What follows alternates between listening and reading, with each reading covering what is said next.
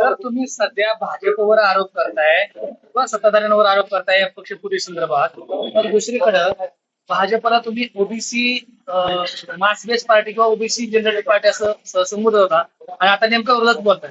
हे बघा, आता ज्या घटना घडामोडी घडतायत, ओबीसीच्या बाजूनं ना सत्ताधारी बोलायला तयार आहेत, ना विरोधक बोलायला तयार आहेत, ना आमदार बोलायला तयार आहेत, ना खासदार बोलायला तयार आहेत. महाराष्ट्राच्या पावसाळी अधिवेशनामध्ये 2 आमदारांनी मला कुठेतरी प्रश्न उपस्थित करण्यासंदर्भात एक पत्र दिलेलं होतं, पण तेही प्रश्न अजेंड्यावर आले नाही.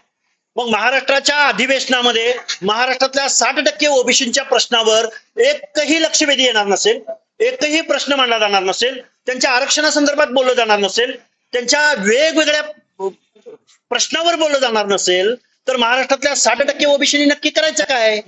त्यामुळं कधी काळी ओबीसी हा भाजपचा डीएनए आहे म्हणून भाजपनं ओबीसीची मतं घेतली. इथल्या सत्तेचा राजमार्ग हा ओबीसीच्या तांड्यावरून, वाड्यावरून, वस्त्यावरून, पाड्यावरून, बलुत्या आलुत्यांच्या वेगवेगळ्या गल्ल्यामधून जात असेल आणि ते जर आमच्या प्रश्नावर काम करणार असतील, ते कुणाला घाबरून इथले आमदार खासदार जर ओबीसीच्या प्रश्नावर बोलणार नसतील, तर इथून पुढच्या कालावधीमध्ये ओबीसी स्वतःच्या प्रश्नावरती काम करतील. कशा पद्धतीने करेल? तुमचं काय धोरण, भूमिका काय असणार आहे? बघा, आमची भूमिका तर अशी आहे, या महाराष्ट्रामध्ये आमचं कुणीच नाही, या निष्कर्षाप्रत आम्ही पोहोचलेलो आहोत.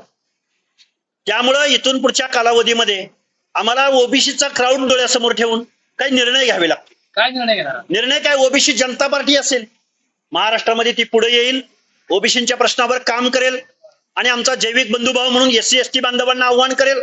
आमच्या एससी बांधवांमध्ये जी काही भांडणं लागलेली आहेत, अरे तुमचं आरक्षण या भाजपनं, इथल्या सत्ताधाऱ्यांनी, इथल्या कारखानदारांनी कधीच लोण्याचा गोळा घेऊन गेलेत. तुम्ही जे भांडताय ते बुडीत निघालेल्या बँकेच्या चेकसाठी भांडताय. आता भाजपचा डीएनए ओबीसी नाही, भाजपचा डीएनए प्रसाद लाड आहे. कशावर? त्या प्रसाद लाडच्या खाजगी कंपन्यांना महाराष्ट्राच्या 1 लाख नोकऱ्या त्या प्रसाद लाडाच्या कंपनीच्या माध्यमातून महाराष्ट्र शासन 1 लाख पोरांना 25,000पासून 1.25 लाखापर्यंत पगार देत आहे. मग जर नोकऱ्या जर प्रसाद लाडच्या कंपन्या चालवत असतील, तर भाजपचा डीएनए प्रसाद लाड. ओबीसीच्या तरुणांच्या प्रश्नावरती, ओबीसीच्या आरक्षणाच्या प्रश्नावरती जर इथं कोण बोलत नसेल, तर फुले शाहू आंबेडकरांच्या महाराष्ट्रामध्ये ओबीसी जनता पार्टी मोठ्या ताकदीनं काम करेल. कधी सुरुवात करणार? लक्ष्मण हाके सातत्यानं राष्ट्रवादीवर एकतर्फी टीका करतायत. मुख्यमंत्र्यांना कधी जाब विचारला का लक्ष्मण? आम्ही आता कुणाबद्दल बोललो मी? आता मी तेच बोलतोय ना. गोपीनाथरावजी मुंडे म्हणायचे माधव म, आताची भाजपा म्हणते कारखानदार म, आताची भाजपा म्हणते शिंदे ठाकरे, काय नुसतं फोडाफोडी. आता भाजपचं नाव फोडाफोडी पार्टी ठेवा, त्यांना कुणाचं काही पडलेलं नाही. कधी सुरुवात करणार? हे बघा, आमची काम चालू आहे. आम्ही 100 सभा सोबत कोण असतात? अरे सोबत ओबीसी जनता. नको आम्हाला कारखानदार, नको आम्हाला गुजरे, नको आम्हाला कुठले सेलचे प्रमुख, नकोत आम्हाला ओबीसीच्या प्रश्नावर सरकारला प्रश्न विचार, कोणी नको आम्हाला. कुठलाही आमदार खासदार काय देणं गेलं नाही. ओबीसी जनता पार्टीचे प्रमुख बारामतीत निवडणूक लढणार का? हिंद केसरी बरोबर लढायचा मला माझ्या गुरुनी मंत्र दिलेला आहे. याच्या आधी का माघार घेतली? याच्या अगोदर माघार घेतली म्हणजे पुढे लढणार नाही असं कोणी सांगितलं तुम्हाला? लोकशाहीमध्ये 5 वर्षामध्ये किती निवडणुका येतात जातात, आणि मी काय अजून विधानसभेच्या किती वेळा येतात? खूप वेळा येते. 5 वर्षात किती वेळा येतात? 5 वेळा. 1 वेळा येते विधानसभेची, पण इथं बाय इलेक्शन होती. 1 वेळा येते. त्या 1 वेळच्या निवडणुकीवरती प्रभाव टाकणार भूमिका आम्ही घेऊ ना. पण जर अनुकंपा किंवा जर दुःखद घटना घडलेली असेल, एक महिला निवडणूक लढत असेल, तर आम्ही थोडासा 1-2 पावलं माघार घेऊन एखादा निर्णय घेतला असेल तर त्यात वाईट वाटायचं काहीच कारण नाही. आम्ही पुढची तयारी करतोय. आम्ही एका विधानसभेचं काय घेऊन बसलाय? आम्ही खरा महाराष्ट्र विधानसभेत दिसत नाही. खरा ओबीसीचा प्रतिनिधी महाराष्ट्राच्या विधानसभेत दिसत नाही, देशाच्या लोकसभेत दिसत नाही. गेलं पावसाळी अधिवेशन ओबीसीच्या एकाही प्रश्नावर एक अवाक्षरही चर्चा त्या महाराष्ट्राच्या विधानसभेत झाली नाही. तुम्ही मोठा गंभीर आरोप करताय. मग राज्यातले जे ओबीसी मंत्री किंवा आमदार आहेत ते काम करत नाही, ते खोटे? त्यांना विचारा प्रश्न. तुम्ही कुठला प्रश्न विचारा. ओबीसीचे जेवढे ओबीसीचे फेस आहेत त्यांना प्रश्न विचारा ना. तुम्ही विधानसभेत कुठला प्रश्न विचारा, त्यांचं उत्तर असेल तर मी माझा आरोप मागे घेतो. आम्ही आता कुणाचंही ऐकणार नाही. आम्ही आता कुणाची भीडभाड ठेवणार नाही. जे बोलणार नाही त्यांना आम्ही बोलणार की बाबा हो, तुम्ही जर 60% ओबीसीचे प्रश्न महाराष्ट्राच्या विधानसभेमध्ये मांडणार नसाल तर आम्हाला आमचा विचार करू द्या ना. सर्व ओबीसी आता लक्ष्मण हाकेबरोबर जाईल का? कारण की ओबीसीचे नेते आहेत, ते सत्ताधाऱ्यांबरोबर आणि मोठ्या पक्षाबरोबर दावणीला बांधले गेले.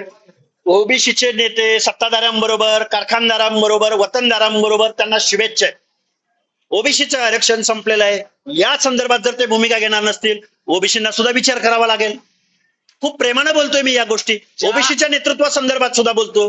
तुम्ही जर ओबीसीचे फेस असाल, तुम्ही जर ओबीसी फेसलेस ओबीसीचे नेतृत्व म्हणून जर तुम्ही कायद्याच्या सभागृहात असाल, तुम्ही बोलणार कधी? सांगा ना आम्हाला, कधी कुठे बोलणार? तुम्ही विधानसभेत बोलणार नाही, तुम्ही पत्रकार परिषदेत बोलणार नाही, तुम्ही जाहीर सभेत बोलणार नाही, मग तुम्ही ओबीसीचे नेते कसले? आज रोजी ओबीसीच्या मुलांना इंजिनिअरिंगला आणि मेडिकलला ऍडमिशन घ्यायला एक कास्ट व्हॅलिडिटी लागते. त्या कास्ट व्हॅलिडिटीचं ओबीसीसाठी 4 दिवसाचा कालावधी. 4 दिवसामध्ये व्हॅलिडिटी सबमिट करावी लागते.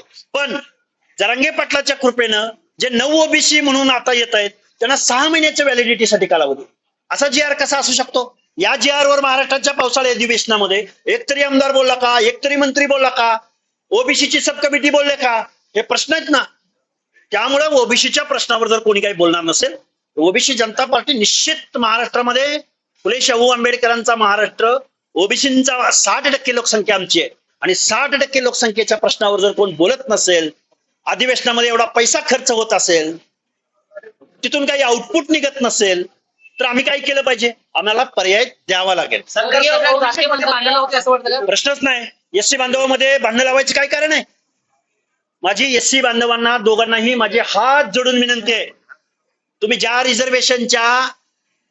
रिझर्वेशनसाठी भांडताय, ज्या भांडणातून तुम्हाला लाभ मिळेल अशी आशा आहे, अरे ते सगळे नोकऱ्या सगळ्या या इथल्या सत्ताधाऱ्यांनी आउटसोर्सिंगच्या माध्यमातून खाजगीकरणाद्वारे अरे नोकऱ्या कधीच संपलेत दादा. हो, स्वर्गीय उपमुख्यमंत्री अजित पवार ज्यावेळेस अर्थमंत्री होते त्यावेळेस तुम्ही अजित पवारांना टार्गेट करत होता, ओबीसीला निधी दिला जात नाही महामंडळाला. आता अर्थखात मुख्यमंत्री मी बोलतोय ना. फडणवीस यांच्याकडे आहे, मात्र तुम्ही चकार शब्द आता मी बोलतोय ना. अरे मी आता सत्ताधाऱ्याच्या निधी दिला विरोधात, जात नाही ना. हे बघा, आता 18 महामंडळांचा अध्यक्ष नेमला जात नाही. तुम्ही 18 आतापर्यंत किती वेळा मुख्यमंत्र्यांवर बोलला? आतापर्यंत प्रत्येक प्रेस माझी काढून दाखवा. मी इथल्या सत्ताधाऱ्यांच्या तुम्ही नाव घेऊन माननीय देवेंद्र फडणवीस साहेब ओबीसीच्या नावानं, ओबीसीच्या वेगवेगळ्या जात समूहांच्या नावानं, त्यांच्या महामानवांच्या संतांच्या नावानं तुम्ही 18 महामंडळं घोषित केली. त्या महामंडळांना तुम्हाला अध्यक्ष भेटत नाही, त्याला कार्यालय भेटत नाही, त्याला एक साधा शिपाई भेटत नाही, त्याला 1 रुपयाची बजेटरी तरतूद मिळत नाही. या संदर्भात ओबीसीवरचा अन्याय नाही का? अन्यायचं मी काय बोलतोय तेच सांगतोय. ओबीसी वरती अन्याय होतोय, ओबीसीच्या प्रश्नावर बोललं जात नाही, ओबीसीला बेदखल केलं. आंदोलन करणार का मुख्यमंत्री? चालूच आहे ना, चालूच आहे ना, बोलणं चालू. ओबीसी जनता पार्टीची स्थापना कधी काय काय? काय अजेंडा असतो? माझे महागुरु गोपीनाथराव मुंडे आहेत. तुम्ही आता सांगितलं ओबीसी जनता पार्टी टाकणार आहे, पण तुम्हाला काय? वाटतं का OBC अनेक महागुरु आहेत ना. चळवळीमध्ये ज्यानी सर्वसामान्य माणसांच्या लढाया लढल्या, ती सगळी माणसं आमचे गुरु असू शकतात ना. कोणत्या दिवशी पार्टी स्थापना करतात? अरे येऊ घातलेल्या कालावधीमध्ये हे तुम्हाला सगळं बघायला भेटेल. कुठे करा? आणि कुणाला तरी आमदार होण्यासाठी, कुणाला मंत्री होण्यासाठी, कुणाला मुख्यमंत्री होण्यासाठी, कुणाला खासदार होण्यासाठी, कुणाला MLC मिळण्यासाठी आमच्या पार्टीची घोषणा नसेल, तर सर्वसामान्य माणसांच्या प्रश्नावरती काम करण्यासाठी ओबीसी जनता पार्टीची घोषणा असेल. आणि कुणाचे लाड पुरवण्यासाठी, कुणाला मुख्यमंत्री होण्यासाठी अजिबात नाही. सोबत कोणाला? ओबीसी जनता, SC ST बांधव, दलित मायनॉरिटी सगळी माणसं आमच्या बरोबर असतील. ज्याला लोकशाहीची चाड आहे, ज्याला लोकशाही वाचवायची आहे, ज्या माणसांना सोनम वांगचुक यांच्या बाबतीमध्ये ज्या घटना घडल्या, ज्यांना दुःख झालं, ती सगळी माणसं आमच्या बरोबर असतील. थँक्यू. चलो.